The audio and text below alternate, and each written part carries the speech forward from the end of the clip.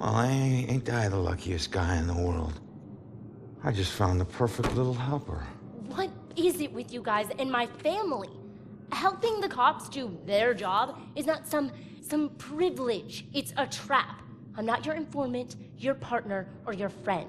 The people of Salem are a strange bunch. With a serial murderer on the loose, the slow-minded citizenry seeks safety in a creepy playground.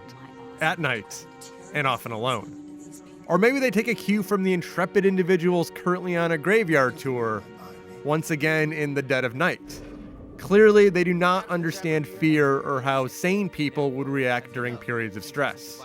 Murdered Soul Suspect is full of these abnormalities. It struggles to frame the supernatural events in a way that is easily relatable. It's easy to laugh at Soul Suspect. So why is it so engrossing? Soul Suspect's focus on dissecting people's minds overshadows its many missteps. Learning the sad details of a girl murdered by a hooded assailant may be incredibly uncomfortable. What could possibly compel someone to commit such a heinous deed? The same sense of unease manifested when I encountered a ghost who did not realize that he was dead, that assumed his girlfriend would still come back to him. I cared about the people in Salem, even though so few of them are fleshed out, are more than just caricatures. I wanted to learn their fate. What were you in for? It's too complicated to get into. Let's just say that I wasn't about to let some judge decide how to spend the rest of my life. That's my choice, so I made it. Either way, no, it doesn't matter now, does it? Things don't start out too strongly in Soul Suspect. He plays Ronin, a former criminal who atoned for his youthful errors by joining the police force. Then he gets killed by a hooded man and becomes a ghost hoping to solve the mystery of his own death. He's tough in a generic, distant way that's immediately off-putting. There's little more to his personality than the stoic puffing of a ghostly cigarette and the occasional longing for his deceased ex. No one made me smile like you did, Jules.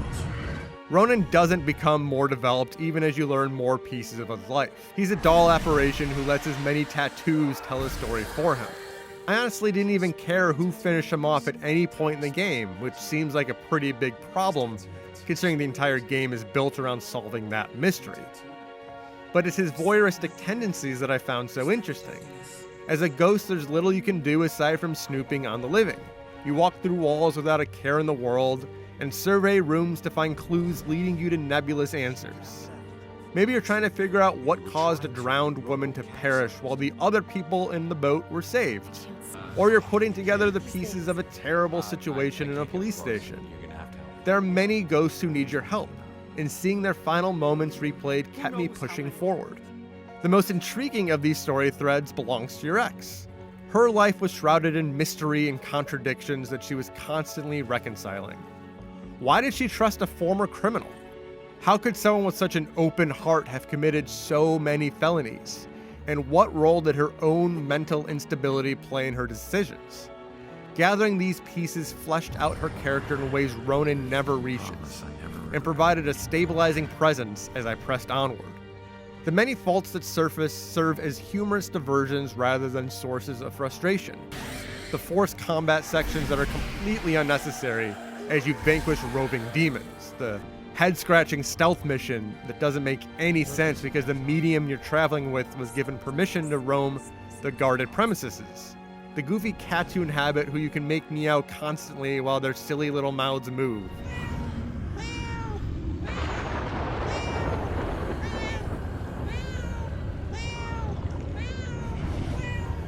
These situations provide levity in a game that clashes with the serious tone.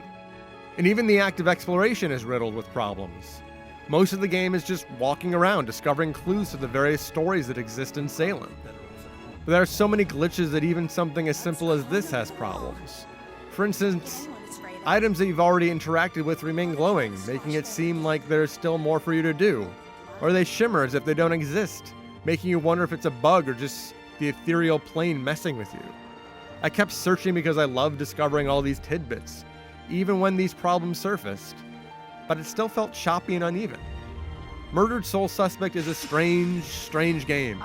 It does everything in its power to push you away. There's the taciturn protagonist, tired visual design, improper music, and brainless citizens.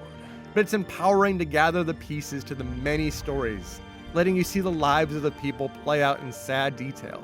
At least Sole Suspect has more spirit than Ronin could ever muster. What an ass. He was wrong even when he was right.